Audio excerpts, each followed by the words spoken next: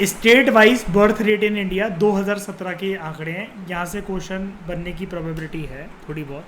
जैसे 25.7 से ज़्यादा बर्थ रेट, मतलब टॉप के जो बर्थ रेट जैसे देखे जाते हैं इंडिया में, वो जनरली आपको देखने को मिलेंगे इन राज्य के अंदर, 5 स्टेट्स के अंदर: राजस्थान, दिल्ली, उत्तर प्रदेश, मध्य प्रदेश और Bihar. I am sorry, Delhi is not a part, Delhi थोड़ा सा उसमें येलो में शेडेड है, वो सिर्फ लिखा हुआ है उसका नाम। राजस्थान, उत्तर प्रदेश, मध्य प्रदेश, बिहार।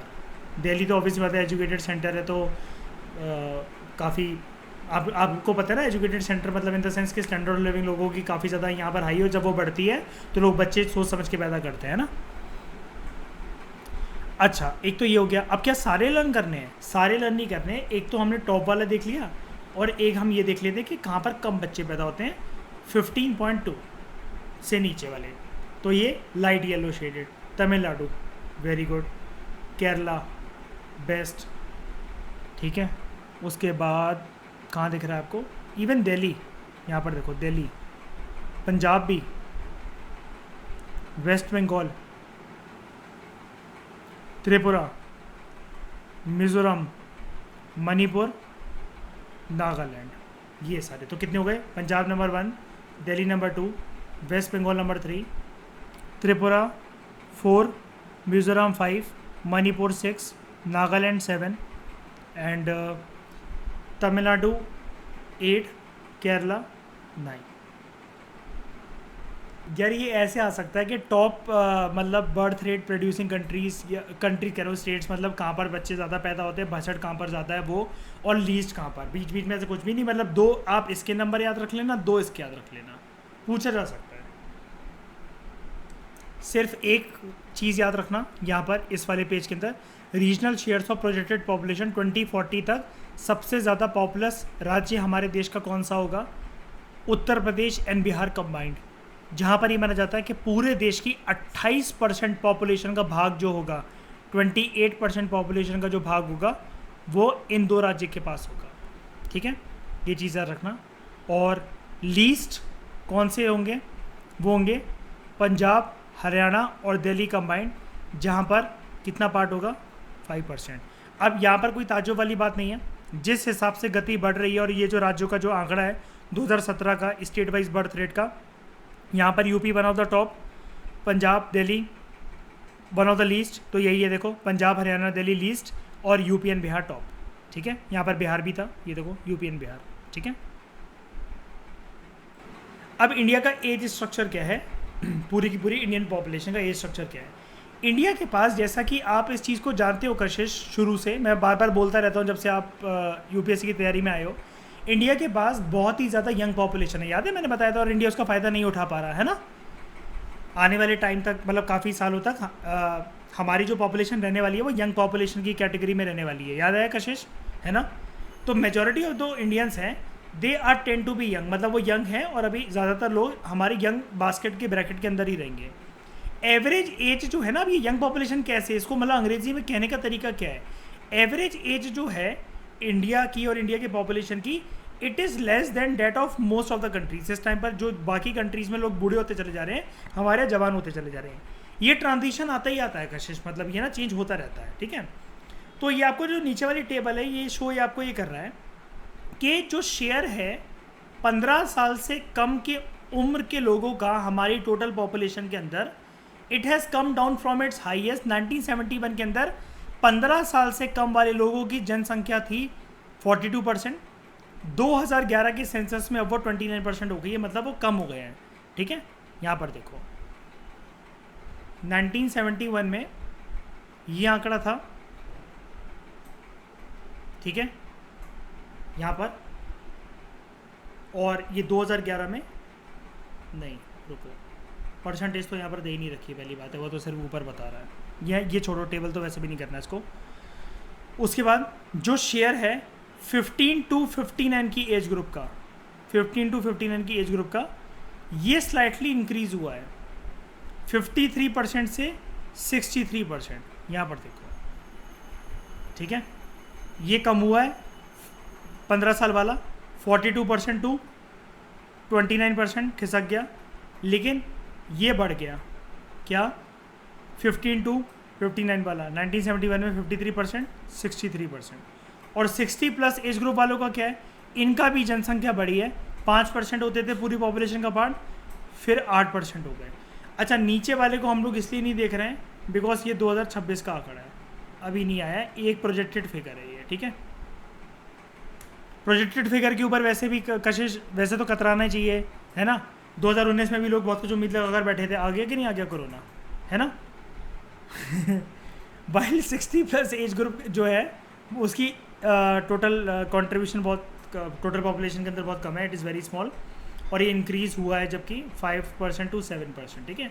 ये थोड़े बहुत नंबर बदल सकते हैं, एज इट इज़ आपको याद रखने की जरूरत नहीं, जैसे ऊपर ये 5 टू 7% बोल रहा है, ठीक है। यहाँ पर देखो 5 टू 8% है 2011 के सेंसस में, तो एक दो नंबर ऊपर नीचे हो सकते हैं, बाकी कुछ वो नहीं है, ठीक है।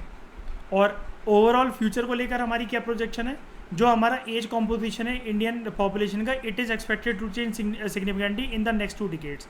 आने वाले 20 साल के अंदर ये चेंज होगा।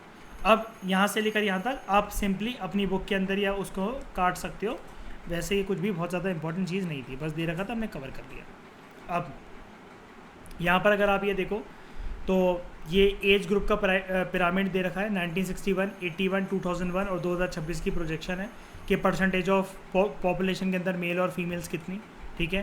तो बढ़ता चल, ये नंबर जो है ये आपको दिख रहा है, ये आपको याद करने की ज़रूरत नहीं है पिरामिड और इससे कुछ भी। अगेन ये वाला पेज हमारा बच गया, ठीक है। उसके बाद यहाँ पर ये नहीं आएगा ये कहीं पर भी, और ये पिरामिड आपको ये दिखा रहा है, ये पिरामिड आपको ये शो कर रहा है डैड कि ग्रेजुअल फॉल जो हुआ है उसका इफ़ेक्ट क्या निकला है, यानी कि बर्थ रेट जो है उसके अंदर गिरावट आई है और लाइफ एक्सपेक्टेंसी बढ़ी है, क्योंकि ज़्यादातर जो लोग हैं आपको पता है ना वो हेल्थ केयर फैसिलिटीज़ वगैरह और ये सब बहुत कुछ अच्छा होने लगा है हमारे देश में बहुत सालों से, तो वो चीज़ है। उसके बाद ये वाली चीज़ हम ऑलरेडी कर चुके हैं तो उसको देखने की ज़रूरत नहीं है, ये आपको याद होगा, कशिश मैंने करवाया था अभी कुछ क्लासेस पहले। रीजनल वेरिएशन देखने को मिलती हैं हमारे देश में एज स्ट्रक्चर और हर चीज़ को लेकर, birth rate, death rate, sex ratio वगैरह, है ना, कि सर्दर्न स्टेट ज़्यादा प्रॉस्परस है as compared to northern states, है ना। तो वही वो याद है, ये देखो केरला यूपी की बातें और वो पूरे इंडिया की बातें कर रहा है, छोड़ो उसको। उसके बाद ये वाले पेज भी हमारे देखो बच गए, पर केरला और यूपी का इसने कंपैरिजन कर रखा है, ठीक है।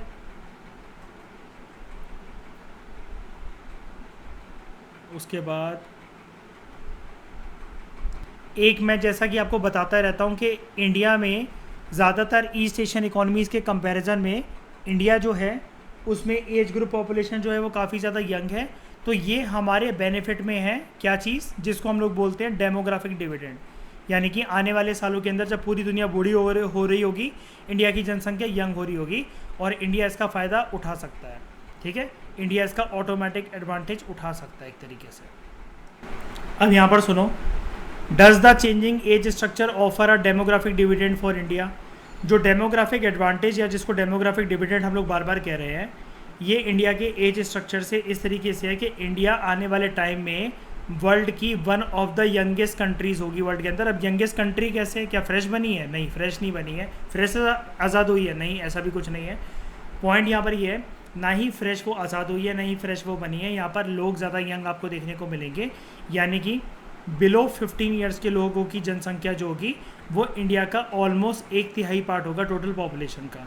2020 के अंदर average Indian was only 29 years old compared with an average age of 37 in China, USA, 37 in China and USA, 45 in western Europe and 48 in Japan. मतलब जब सारे लोग एवरेज लाइफ स्पैन के इतने 37 ईयर्स के, 45 साल के, 48 ईयर्स के जब मिल रहे हैं, तो इंडिया में उस टाइम पर 29 ईयर्स के हैं।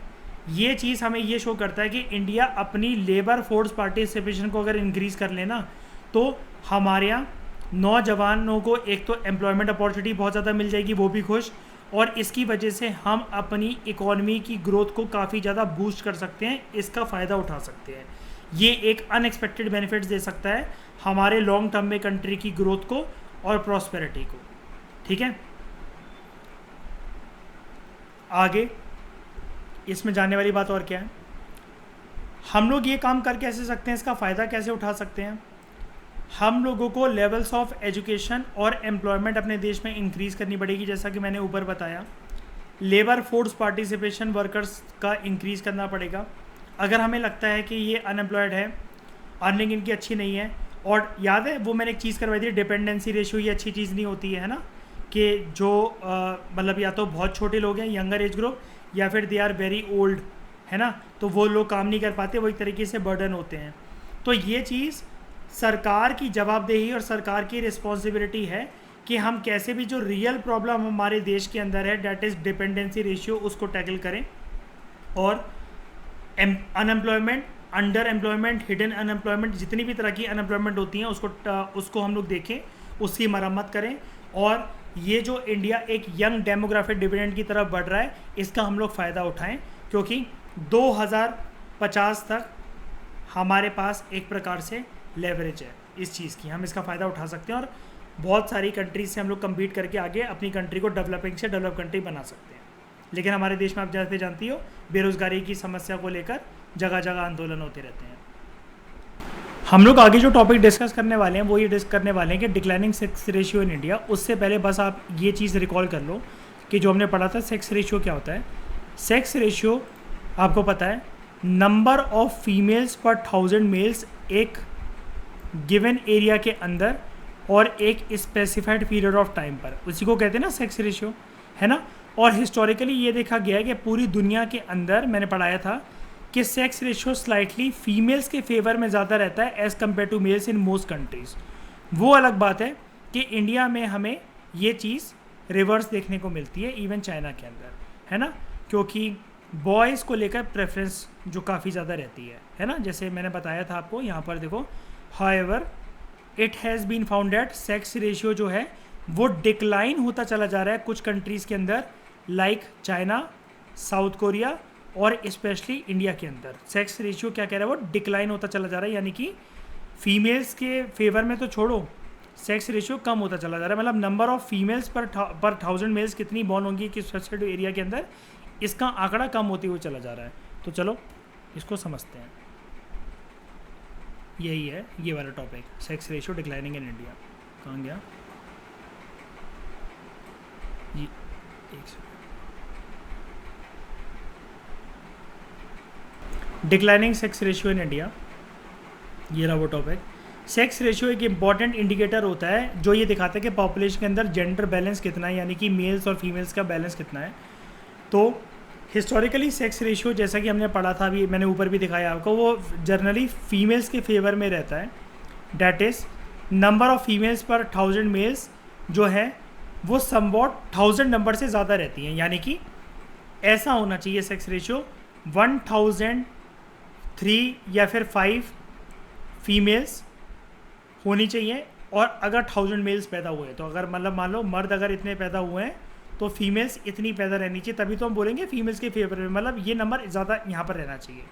लेकिन जैसा कि आपको पता है, इंडिया के अंदर जो ये नंबर है सेक्स रेशियो का, ये डिक्लाइन होता चला जा रहा है। पहले 972 फीमेल्स पर 1000 मेल्स का आंकड़ा था हमारे देश में जब 20th सेंचुरी की स्टार्टिंग हुई थी। ये सेक्स रेशियो का आंकड़ा 972 फीमेल्स पर 1000 मेल्स डिक्लाइन हो गया to 933 at the end of 21st century. Last 40 साल के अगर हम लोग ट्रेंड देखें तो हमें ये एक वरिंग पिक्चर देखने को मिलती है कि और भी वर्स होता चला जा रहा है। 1961 के ईयर में ये देखा गया कि ये चीज़ क्या कहते हैं, 941 का ये जो नंबर था ये और गिरता गिरता 1991 तक आते आते, जिस साल हमारे देश में LPG रिफॉर्म्स आए, ये आंकड़ा गिरते गिरते एक बहुत ही ज़्यादा दिल दहला देने वाली पिक्चर पे पहुंच गया, जिसमें सेक्स रेशियो बहुत ज़्यादा गिर गया, 927 फीमेल्स पर 1000 मेल्स। ठीक है, थोड़ा सा इंक्रीज़ हुआ था, जैसे कि आप देख पा रहे हो 941 गया था पूरा पिछले सालों के अंदर, और 2001 के अंदर भी थोड़ा सा इम्प्रूव हुआ था, लेकिन ये लगातार तब से गिरते ही चला आ रहा है।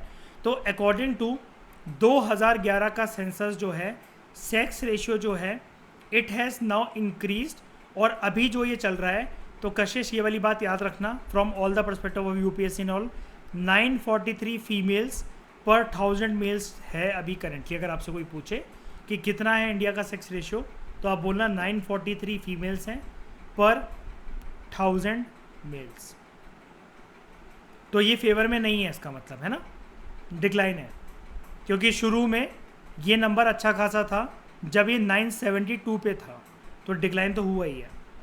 इसके अंदर एक चीज़ और है, सेक्स रेशियो जो 0 से 6 साल की बच्चियों, मतलब ओवरऑल उन साल के बच्चों के लिए होता है, जिसको हम लोग जुवेनाइल या फिर चाइल्ड सेक्स रेशियो भी कहते हैं, ये थोड़ा सा ओवरऑल सेक्स रेशियो से हायर पे है, लेकिन अब ये भी गिरता हुआ चला जा रहा है, जो कि हमें दिख रहा है। ठीक है, एक ये वाली बात याद रखना। जैसे 2011 का सेंसस हमें ये बताता है child sex ratio again decrease by 13 points and now it is 919। तो देख रहे हो, पहले वो बोल रहा है कि ओवरऑल सेक्स रेशियो से अच्छा है, लेकिन देखो ओवरऑल कितना है 943, लेकिन चाइल्ड सेक्स रेशियो और भी घटिया लेवल पर चला गया, 919 child females as compare to 1000 boys जितने पैदा हो रहे हैं। और ये वाला तो ओवरऑल है चाइल्ड सेक्स रेशियो, ये सॉरी सेक्स रेशियो, लेकिन ये जो चाइल्ड सेक्स रेशियो ये किसके लिए होता है, 0 to 6 ईयर्स की एज ग्रुप के लिए। चलो कशिश, चाइल्ड सेक्स रेशियो जो है इसके बारे में बात अगर हम लोग और करें तो 9 स्टेट्स और यूनियन टेरेटरीज़ में चाइल्ड सेक्स रेशियो 900 के नीचे भी है पर 1000 मेल्स, ये तो और बुरी बात है। और इस पे से हरियाणा जो है वो वर्स्ट स्टेट माना गया है, जहाँ पर बहुत ही ज़्यादा भयंकर लेवल पे लो चाइल्ड सेक्स रेशियो देखने को मिलता है हमें। सिर्फ और सिर्फ 800 के नीचे नंबर है, ये देख रहे हो, सिर्फ और सिर्फ 793, द ओनली स्टेट जिसका 800 के नीचे है। क्या हो रहा है कशिश आपके हरियाणा में, ये very bad. Worst picture Haryana की है और बेस्ट पिक्चर, बस याद रखना, ज़्यादा यहाँ पर आंकड़े याद रखने की ज़रूरत नहीं है। बेस्ट पिक्चर आपको देखने को मिलती है highest child sex ratio 972 number का हमारे देश में एक नॉर्थ ईस्टर्न स्टेट में है, अरुणाचल प्रदेश के अंदर। इसमें गलती मत करना, केरला पहले बहुत अच्छा स्कोर कर रहा था, पता है ना, बचपन से हम लोग केरला पढ़ते थे, 10 state with better overall sex ratio, लेकिन अब ये 964 पे इसकी गाड़ियाँ टक्कर रह गई है, इसलिए अब ये केरला नहीं है। काफ़ी लोगों को पता नहीं होगा, बचपन से उनके दिमाग में केरला केरला ही होता है ना, ये चीज़ है। अब सवाल ये उठता है कशिश, ये डेमोग्राफर्स या जो सोशियोलॉजिस्ट जो बोलते हैं या फिर कोई भी जो एक टिप्पणी करता है इस बात के ऊपर कि ये इसके पीछे रीजंस क्या हैं, what are the prominent reasons जिसकी वजह से ये डिक्लाइन हमें देखने को मिल रहा है सेक्स रेशियो के अंदर।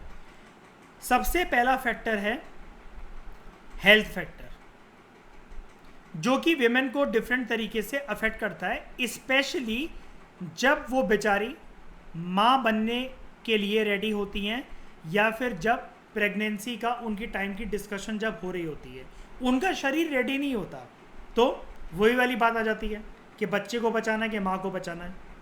आप क्या सोचते हो कि क्या होना चाहिए अगर ऐसे केस में बच्चे को बचाना है कि माँ को बचाना है?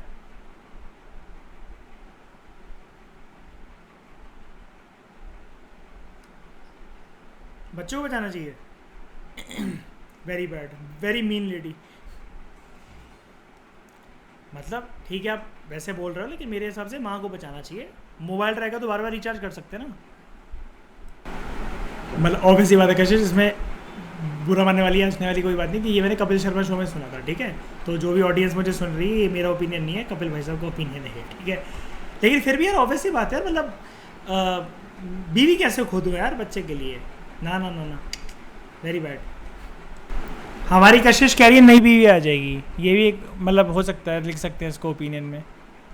उसके बाद और it is relevant to ask, ये पूछना यहाँ पर बिल्कुल स्वाभाविक है कि if the fall in sex ratio में be partially due to increase in death of risk of death in child birth that only women face. मतलब बच्चा देते वक्त जो रिस्क होता है कि यू नो, मैंने अभी जैसे आपसे पूछा कि किसको बचाओगे, लेकिन अगर चलो बच्चे को बचा भी लिया, जैसे कभी कभार अगर सवाल के ऊपर बात आ गई तो चलो ठीक है बच्चे को बचा लिया, माँ को बचा लिया, लेकिन कभी कभार बच्चा पैदा होने के बाद सक्सेसफुली वो पैदा होते साथ ही मर जाता है या फिर कोख में ही मर जाता है ना। अल्टीमेटली घुमा फिरा के बात क्योंकि यहीं पर आ जाती है ना कि या तो न्यूट्रिशनल स्टेटस वेमेन का लो है, या फिर उसकी बॉडी बियर करने को भी तैयार नहीं थी, है ना। इसलिए कहते हैं कि प्री मैच्योर सेक्स स्टार्ट नहीं करना चाहिए लाइफ में सेक्सुअल एक्टिविटी एक पर्टिकुलर टाइम पे ही ठीक लगती है, क्योंकि अगर रिस्क एसोसिएटेड हो गया उसके साथ प्रेगनेंसी का, तो हर लेडी की बॉडी बियर नहीं कर पाती है प्रेगनेंसी को, ठीक है। अब अगर हमें मैटरनल मोर्टेलिटी को, यानी कि माँ जो बच्चे को जन्म देती है उस वक्त तक अगर हमें प्रोटेक्ट करना है माँ को, तो maternal mortality is suppose to decline with development जैसे ही आती है तो मैटरनल मोर्टेलिटी का लेवल उस देश में, उस कंट्री में, उस रीजन में डिक्लाइन होना शुरू हो जाता है। इसके बारे में हमने पढ़ा था, क्योंकि डेवलपमेंट आने के साथ ही साथ उस कंट्री में एक चीज़ सुनिश्चित हो जाती है, इंश्योर हो जाती है कि लेवल ऑफ न्यूट्रिशन बढ़ता है, जनरल एजुकेशन और जनरल अवेयरनेस बढ़ती है, और मेडिकल और कम्युनिकेशन फैसिलिटीज़ इंप्रूव होती है, जिसकी वजह से टाइम पर डिलीवरी देते वक्त या फिर पूरे 9 महीने के दौरान माँ को एक अच्छी हेल्थ केयर फैसिलिटीज़ मिलती हैं, जिसकी वजह से एक अच्छा लड़का या लड़की पैदा हो सकते हैं, ठीक है। उसके अलावा सोशल साइंटिस्टों का ये भी मानना है कि ये सब चीज़ें तो ठीक हैं, मैटरनल मोर्टेलिटी एक सिर्फ इकलौता फैक्टर नहीं है जिसकी वजह से सेक्स रेशियो ओवरऑल वर्सन होता चला जा रहा है।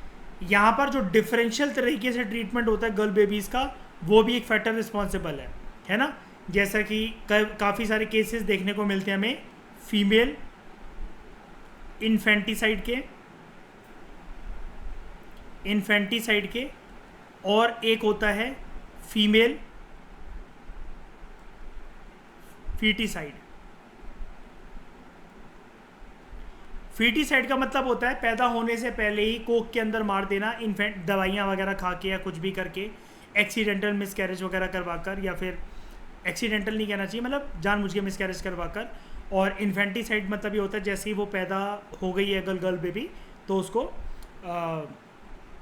मार देना, ठीक है। तो ऐसा नहीं करना चाहिए, ऑब्वियस सी बात है ना। बड़े होके वो सुंदर सुंदर लड़कियां बन सकती हैं, है ना, अच्छी कोई प्रेसिडेंट बन सकती है, कोई कियारा आडवाणी जैसी बन सकती है मेरी फेवरेट, तो ऐसा क्यों मारना, है ना। और जितने हरामजादे ऐसी हरकतें करते हैं इनके ऊपर पेट्रोल डाल के इनको जिंदा जला देना चाहिए। क्यों कशिश, अगर आपके साथ अगर ऐसा करा होता मिस्टर कपूर ने, आपके पापा ने, तो कशिश कपूर कैसे आती मेरे पास, है ना, ये वाली बात है। चलो लास्ट चीज़, बड़े सारे फैक्टर्स रिस्पॉन्सिबल है sex ratio, child sex ratio के डिक्लाइन होने के पीछे, जिसमें से मैंने बताया था आपको, वो हम कर चुके हैं, वैसे कोई नई बात नहीं है। Neglect of girl babies in infancy, ध्यान नहीं देना, जल्दी उनकी डेथ हो जाना जब वो इन्फेंट होती हैं, जिसकी वजह से डेथ रेट बच्चों का काफ़ी ज़्यादा बढ़ जाता है। सेक्स स्पेसिफिक अबॉर्शन करवाना ताकि गर्ल बेबीज़ होने से रोका जा सके, ठीक है। फीमेल इन्फेंटिसाइड यानी कि कोख में ही मार देना रिलीजियस और कल्चरल बिलीफ की वजह से, ठीक है। ये कुछ ऐसी चीज़ें हैं जिसकी वजह से ये चीज़ बढ़ती चली जा रही है। जो फीमेल इन्फेंटिसाइड की प्रैक्टिसेस हैं वो बहुत सारे रीजन्स में आज भी मतलब देखने को मिलती हैं, और यहाँ पर जो हैं इसके पीछे मॉडर्न मेडिकल टेक्निक्स भी एसोसिएटेड हैं। इसलिए हमारे देश में अगर आप एक्सरे करवा कर ये पता लगवाते हो, या फिर जिसको हम लोग वो कहते हैं ना अल्ट्रासाउंड, ये लिखा भी है देखो, अल्ट्रासाउंड टेक्नोलॉजी का यूज़ करा के कि आप सोनोग्राम करवा रहे हो और ये पता लगा रहे हो कि फीमेल है कि मेल है, और फीमेल फीटस को सिलेक्टिव अगर आप हटवा रहे हो, ये एक क्राइम है। आपको पता ना प्रेग्नेंट लेडीज़ ये नहीं करवा सकती हैं इस तरीके का अल्ट्रासाउंड, और जिस नर्स ने या जिस डॉक्टर ने करा उसके ऊपर भी केस हो जाएगा। फिर बाद में जैसा कि मैंने आपको बोला था कि जो रीजनल पैटर्न है लो चाइल्ड सेक्स रेशियो के, वो इस आर्ग्यूमेंट को सपोर्ट करते हैं। जैसे कि मैंने आपको बताया कि states like Maharashtra, Punjab, Haryana, Chandigarh and Delhi, they are having high per capita income, and यहाँ पर चाइल्ड सेक्स रेशियो इसलिए कम होता चला जा रहा है क्योंकि यहाँ पर लोग पढ़े लिखे हैं, हाई पर कैपिटा इनकम है, तो दे नो कि क्या करना है क्या नहीं करना है, कितने बच्चे पैदा करने हैं, ठीक है। तो यहाँ पर एक जो प्रॉब्लम है ना कि सिलेक्टिव अबॉर्शन जो होते हैं, it is not due to the poverty और इग्नोरेंस और लैक ऑफ रिसोर्सेज। कभी कभार क्या होता है कि सिलेक्टिव सेक्स अबॉर्शंस ये भी बहुत ज़्यादा जिनके पास पैसे होते हैं वो लोग भी करवा लेते हैं ना। If practices like dowry mean that parents have to make large dowry payment to marry off their daughters, तो जो प्रॉस्परस पेरेंट्स होते हैं they would be the ones most able to afford this, और सेक्स रेशियो हमें जो मिलता है lowest वो मोस्ट प्रॉस्परस रीजन्स में मिलता है हमें देखने को, ठीक है। तो यह ज़रूरी नहीं है कि ज़्यादा पढ़े लिखे लोग और स्टैंडर्ड वाले लोग मतलब हमेशा कम बच्चे पैदा करते हैं, कभी कभार वो भी करते हैं कि मतलब पहले से ही पता लगवा लेते हैं ना, पता लग जाता है उनका आराम से कि उन्होंने पैसे दिए डॉक्टर को बोल कर वो करके, फिर जैसे अगर वो लग रहा है कि लड़की होने वाली और उनके दिमाग में आया मतलब कि अभी क्या करना बच्चे पैदा करके और वो क्या करके अभी करियर्स पे ध्यान देने का टाइम है, दवाइयाँ खिला दी अपनी बीवी को, पिल्स खिला दी और मार दिया बच्चा, ये भी हो जाता है, ठीक है। इसके लिए हमारे देश में एक एक्ट है, मैंने आपको बताया था, ये देखो एक्ट का नाम सुन लो कि अगर आप ये अल्ट्रासाउंड या कुछ भी करवाते हो पहले से अपने बच्चे का सेक्स पता लगवाने के लिए तो उसके ऊपर हैवी फाइन्स और इम्प्रिजनमेंट हो सकती है, यानी कि जेल हो सकती है, कि अगर आप ये अल्ट्रासाउंड की टेक्नोलॉजी यूज़ करके आप ये पता लगाते हो कि आपका फीटस का सेक्स क्या है, ठीक है। तो इसके लिए एक्ट है, एक्ट का नाम है PCPNDT act, pre natal diagnostic techniques regulation and prevention of misuse act, ठीक है। 1996 में आया था, 2003 में इसमें बाद में और भी प्रोविजंस ऐड करी गई। इसके अलावा हमारे देश में बड़े सारे प्रोग्राम्स लॉन्च करे गए हैं कि जो बायसनेस होती है गर्ल्स के खिलाफ उसको प्रिवेंट करा जा सके। रिसेंटली गवर्नमेंट ऑफ इंडिया ने हरियाणा से प्रोग्राम लॉन्च करा था, आपको पता होगा, बेटी बचाओ बेटी पढ़ाओ, है ना, जो एक प्रकार से इम्पॉर्टेंट पॉलिसी इनिशिएटिव है चाइल्ड सेक्स रेशियो को देश में इम्प्रूव करने से रिलेटेड। बताओ समझ में आया? ये तो सुना ही होगा वैसे आपने, बेटी बचाओ बेटी पढ़ाओ। तो thank you very much for discussion कशिश। आज का टॉपिक थोड़ा सा सेंटी हो गया होगा, आप रो भी रहे होगे, लेकिन फिर भी ठीक है, इम्पोर्टेंट था।